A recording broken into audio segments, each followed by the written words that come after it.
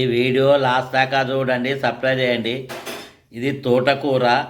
ఈ తోటకూరను ఎలా వండుకోవాలంటే ముందుగానే తెచ్చుకొని దీన్ని ఉడుకు నీళ్ళల్లో వేసుకోవాలి. వేసుకొని బాగా శుభ్రంగా కడిగి చిన్న చిన్నగా కోసుకోవాలి. దీనికి కావాల్సిన ఐటెంలన్నీ రెడీ పెట్టుకున్నాం. స్టవ్ అంటు పెట్టినాం. స్టవ్ పైన మట్టి కాల్చోడు పెట్టినాం.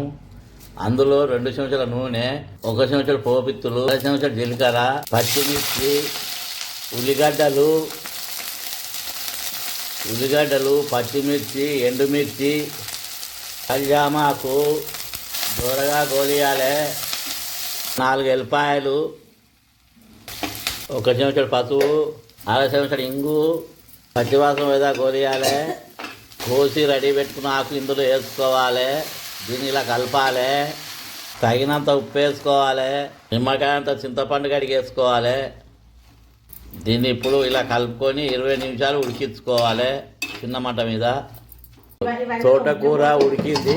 దీన్ని స్టవ్ ఆఫ్ చేయాలి, దించుకోవాలి. దీన్ని ఇప్పుడు మెత్తగా పప్పు దూతోటి ఉద్దుకోవాలి.